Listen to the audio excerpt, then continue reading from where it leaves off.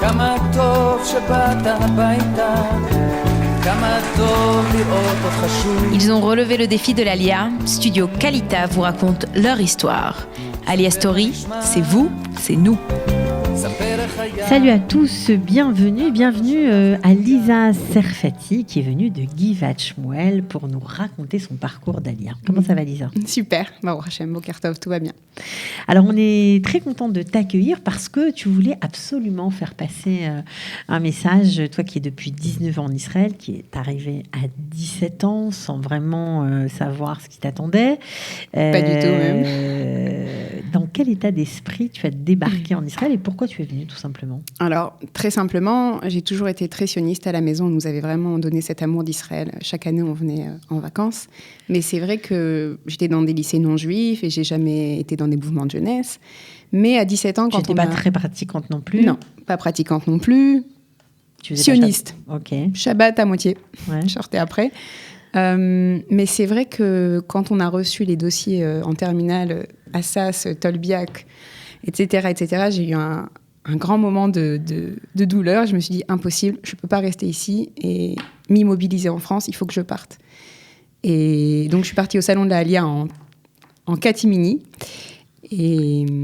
Et c'est là où j'ai fait la rencontre avec la représentante de Bar Ilan, qui a déterminé par la suite toute ma vie, en fait. Alors, en catimini, parce que tu vivais, disons, dans une famille où on ne parlait pas vraiment d'Alia, même si on était sioniste, tes parents n'imaginaient pas pour toi un départ seul, loin de ta vie dorée, on va dire, puisque tu étais une adolescente choyée, on va dire ça comme ça. Très choyée. Vraiment, je peux remercier mes parents pour ça. On a eu une enfance très choyée.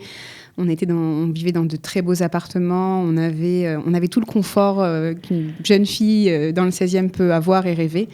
Et c'est vrai que l'Alia, ça faisait pas partie des grands projets de la maison, même si parents très sionistes, une mère qui adorait toujours Israël, un père qui adorait toujours Israël, ça faisait pas partie du plan. Pour vous, d'abord, il fallait étudier, s'installer, bref. Absolument. Alors, comment ça a été pris quand tu as pris tes claques ? Je suis revenue du salon de la Alia avec mon petit dossier de Bar Ilan, puisque j'ai fait cette rencontre avec la représentante de Bar Ilan qui m'a beaucoup plu, et c'est comme ça que ça s'est fait.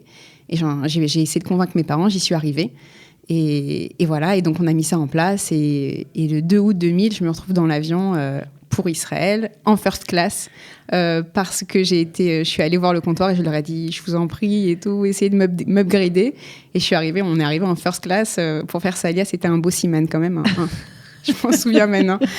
J'étais avec ma sœur et on a fait ce voyage-là ensemble. Et c'est vrai qu'après, c'est là où tout a commencé en fait, parce qu'après, tout un bus est parti pour Arat Sofim. Ce même soir-là, on arrivait à 2-3 heures du matin en Israël. D'accord. Et moi, j'étais toute seule pour aller vers Bar Ilan. Ok, donc tu pars, tu prends tes valises. Tu avais combien de kilos de bagages ? J'avais à peu près 100 kilos de bagages. Donc D'accord. j'avais tout quoi. J'avais les habits d'hiver, d'été, j'avais commencé à tout prendre, 100 kilos de bagages. Et le taxi me dépose courtoisement devant l'entrée principale de Bar Ilan à 2-3 heures du matin, donc nuit noire. Et là, je suis là avec mes bagages et je dis « Où je vais ? Qui est-ce qui vient m'accueillir ? Quelque chose ?» Et puis rien. En fait, il y avait le gardien russe de la fac qui me reçoit. Et moi, je parlais pas russe. Il parlait pas en français. Je parlais pas ivrite. Il parlait pas anglais. Donc, c'était blocus total. Et je lui dis « Sleep, sleep !» Et il m'a dit « Yachar, va tout droit quelque part et tu trouveras les fameuses méonotes, les dortoirs le campus pour dormir. » Donc, tu te retrouves avec tes 100 kilos de bagages à marcher 2 km à pied. Donc ouais. Là, t'es nuit. Comment ? Tu pleures ? Je commence à avoir les larmes qui montent, la tension qui monte. Je ne sais pas où aller. Il fait chaud en plus. Je ne sais pas pourquoi, à 3 heures du matin, il fait chaud.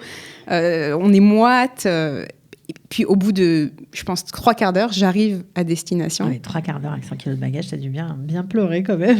J'ouvre la porte de ma chambre, qui sera ma chambre pendant les 4 prochaines années. 6 mètres carrés, un ventilateur qui tourne au ralenti.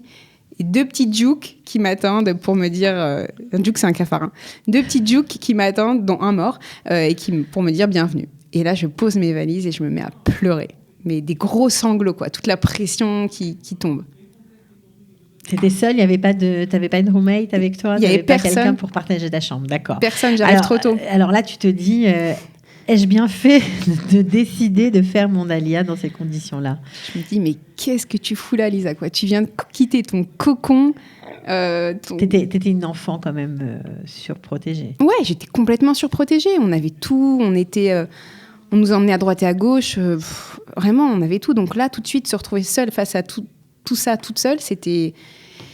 J'ai eu un gros haut le cœur et j'ai pris mon téléphone et j'ai appelé mes parents le matin, vers 6-7 heures du matin, et je leur ai dit « Waouh, c'est la folie, on s'éclate, on est tout un groupe de copains, vous pouvez pas imaginer l'ambiance. » Tu as menti, donc. Ah ouais, j'ai menti. Je connais mon père, il m'aurait dit « Lisa, tu rentres tout de suite !» Je lui dis « C'est la folie, on s'éclate, je ne peux même pas te parler tellement c'est la folie. » Bon. Il était content. Il était content, rassuré. Je lui dis aujourd'hui, maintenant qu'il va m'entendre, c'était un vrai mensonge, c'était une catastrophe ce premier jour. D'accord, mais toi, tu n'étais pas rassurée, j'imagine. Non, j'étais pas rassurée. Donc, ça a duré combien de temps cette... J'ai dû attendre 1 mois, le temps que tous les autres arrivants, tous les autres francophones qui arrivaient du Bnei Akiva, de Maïmo, de Yavne, qui arrivaient en fin août, en fait. Ils arrivaient, eux, fin août pour commencer l'année scolaire. Ok. Tu ne parlais pas l'hébreu? Non. Ils ont créé une classe pour toi? Ils ont créé une classe pour moi, la classe Aleph Minus. Lisa, tu étais seule. Tout le monde parlait l'hébreu sauf toi? Ouais, tout le monde avait des bases au moins. Bien sûr. Parce que moi, j'étais au lycée La Fontaine dans le 16e, donc j'ai jamais eu de cours d'hébreu. Et eux, ils parlaient déjà tous très bien. Donc, moi, j'étais toute seule dans ma classe. Alors, comment on fait pour suivre des cours parce qu'il y avait les cours aussi de la fac qui commençaient en même temps. Ouais, ouais. C'était compliqué. Bah ouais, T'étais étudiante en quoi? J'ai fait sciences politiques, communication et relations internationales. Yachassim Ben Leumim. Donc, c'était quand même un domaine assez littéraire où il faut lire des articles. Maîtriser la langue. Il faut maîtriser la langue. Donc, en fait, je ne la maîtrisais pas du tout. Et je me souviens que dans les amphis pleins de 3000 élèves, si le prof avait le malheur de sortir une blague comme ça en plein milieu de rien, tout le monde se mettait à rire. Et moi, j'étais là en delay. Ah, mais bien sûr. Mais tu comprenais pas. Je comprenais rien. Je ne comprenais pas un mot. C'est déprimant. C'était déprimant. Et je dormais avec mon dictionnaire parce qu'à l'époque, chers amis, je vous rappelle qu'il n'y avait pas Google Translate. Donc on était là, on cherchait le shoresh d'un mot dans le petit dictionnaire bleu et rouge. Pour trouver la signification, c'était fou, quoi. Alors ça a duré combien de temps de dormir avec le dico? Bien 3 ans. Tous les soirs? Ouais, bien 3 ans. Puis c'était des mots compliqués, les mots de diplomatie, c'était compliqué. Donc ouais, tous les soirs, je revenais, je faisais mes shiur et baït, mes devoirs. J'étais vraiment très assidue. Pas de choix. Tu n'as fait que ça? Beaucoup. J'ai fait beaucoup. Après, voilà, il y a des amitiés qui se sont créées. On a commencé à chacune se passer, on se photocopiait le Homer, enfin tout ce qu'il fallait étudier et on se partageait. Toi, t'apprends ça, moi j'apprends cette partie. Après, on s'explique. Enfin, il y avait plein de techniques qu'on a développées par la suite pour s'apprendre les cours en vue des examens. Mais c'était fou, quoi. Au début, je me souviens, c'était vraiment fou. Mais il faut se battre, quoi. Alors, et la vie quotidienne pour une jeune fille qui débarque, qui ne faisait pas les courses, pas son lit, pas le ménage, qui faisait rien, qui à la maison, pas la couleur de la machine à laver. Ah non. Et ben justement, on prenait je me souviens, c'était très drôle parce que pour aller faire nos courses, en fait, on passait de l'autre côté du pont de Bnei Brak, de Bar-Ilan, et on allait faire nos courses dans un énorme supermarché qui s'appelait le Super Bnei Brak. Et il y avait écrit dessus quand on entrait, nous ne garantissons pas la fraîcheur de nos fruits et de nos légumes. C'est vous dire à quel point c'était, ça changeait de la petite supérette de la rue de Passy. Et on prenait nos valises, on mettait toutes nos victuailles dans nos valises et on revenait, on prenait avec le pont et on remontait nos valises jusqu'au méonotes. C'était dingue. Et pour faire la machine à laver, on allait jusqu'à une laverie, on revenait avec le linge mouillé. La vie est studentine, on va dire. Ouais, mais la vie était merveilleuse. Vraiment, c'était merveilleuse. Une fois qu'on est rentré dedans, après, nos amis, c'était notre famille. On passait nos Hanouka avec eux, on passait nos fêtes avec eux, c'était nos Shabbatot. Et combien de fois? Il m'arrivait au moins 2 fois de passer Shabbat seul.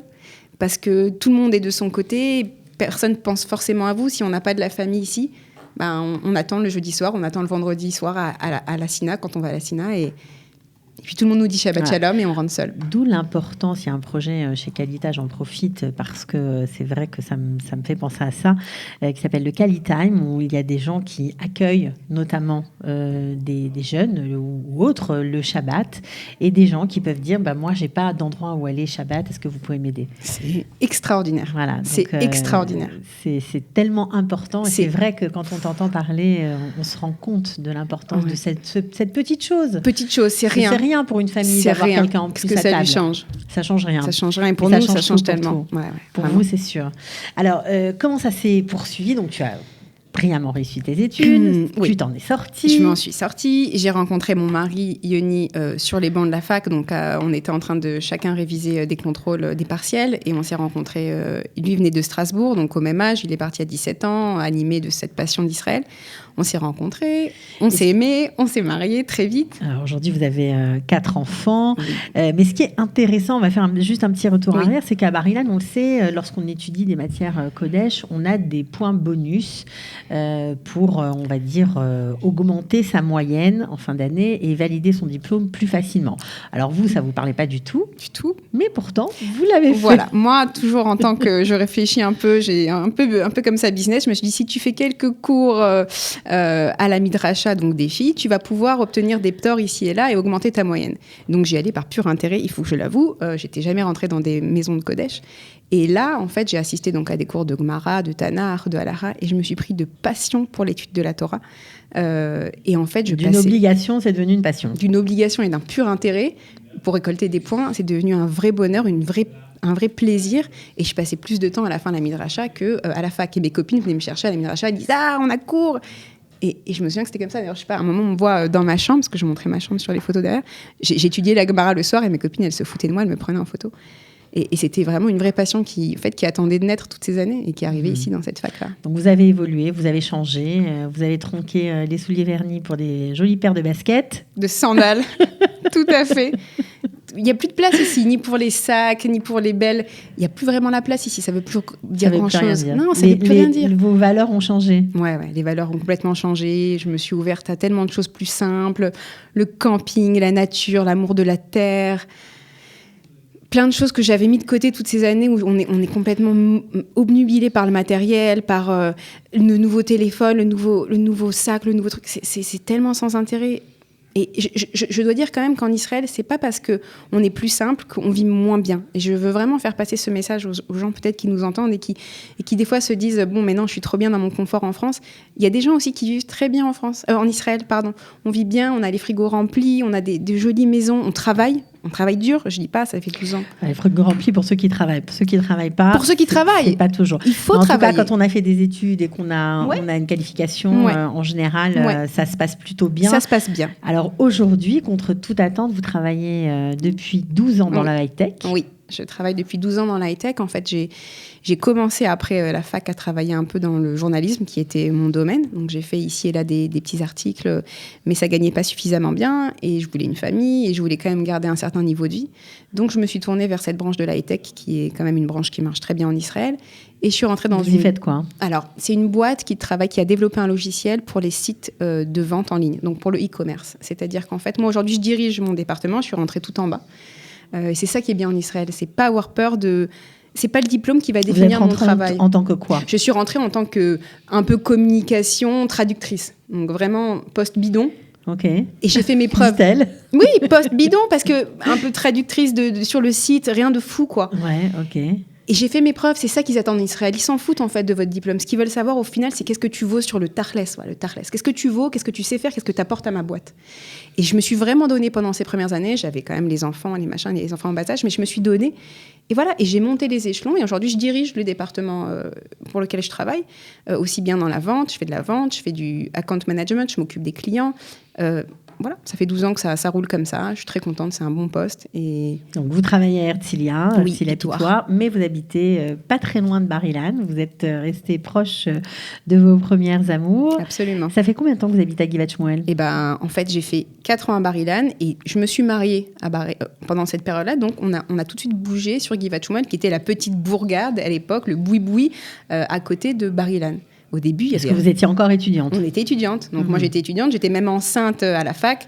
Je me souviens, il y avait ces tables-là qu'on referme pour écrire dans les amphis. Et ça rentrait pas. Ça passait pas. Ça passait pas. Ah, j'écrivais comme ça. Mais personne s'en fiche. Tout le monde s'en fiche. Tout le monde est content. Tout le monde est toujours heureux de voir quelqu'un enceinte ou avec un bébé. C'est tellement plus facile. Il y a balai masque, quoi. On cherche pas. C'est facile. Et donc, Givat Shmuel, c'était le choix qui s'est imposé parce que c'était à côté. C'était à côté. Donc, il n'y avait rien, mais aujourd'hui, ça a changé. Ouais. Aujourd'hui, c'est Beverly Hills. À l'époque, il n'y avait rien. Je me souviens, mon mari partait le matin à la tefila à travers les champs. Donc, c'était des énormes épis de blé. Aujourd'hui, c'est le canyon de Givat Shmuel. Et bon, c'était bien aussi à l'époque. C'est bien aujourd'hui. super communauté, c'est un endroit super pour vivre. Ok, donc vous teniez quand même à venir encourager ceux qui nous écoutent peut-être, qui sont peut-être comme vous, lycée Jean de La Fontaine, et qui se disent et si je partais en Israël? Ouais, vraiment, c'est ce message que je voulais transmettre. Souvent, j'ai cette image dans la tête que quand on aime un livre, par exemple, on aime le lire, rentrer chez soi le soir et vite ouvrir son roman et s'identifier au personnage. Et ça, c'est ce qui se passe quand on est en France. Mais ce qui est mieux, ce qui est beaucoup plus fort, c'est quand on devient rédacteur de cette histoire-là, quand on devient l'acteur de cette histoire-là, qu'on écrit sa propre histoire en Israël. Pas seulement la regarder de loin, mais l'écrire au jour le jour. Et des fois, il y a des gens qui me disent « Ouais, mais moi, même si je vis en Israël, qu'est-ce que je vais apporter au pays ?» Je dis « Mais bien sûr que tu apportes, même si toi, tu es l'espace qui est entre deux mots, et qui n'est pas forcément quelqu'un d'influent en Israël ou quoi que ce soit, tu es l'espace, tu es aussi important que les mots qui sont à droite et à la gauche dans le livre. Tu es un point, tu es une virgule, tu crées l'histoire de notre peuple. » Voilà, c'est ça que je voulais dire. Soyez actifs. Alors, sur ces jolis conseils, on va se quitter. Merci beaucoup, Lisa. C'était un plaisir voilà, de voir votre joie de vivre, votre enthousiasme. Je suis sûre qu'il a touché le cœur de ceux qui nous écoutent. À très bientôt, Lisa. Kol tov. Bye bye. Au revoir. Ciao. כמה טוב שבאת הביתה, כמה טוב לראות אותך שוב. Ils ont relevé le défi de l'Alia. Studio Kalita vous raconte leur histoire. Alia Story, c'est vous, c'est nous.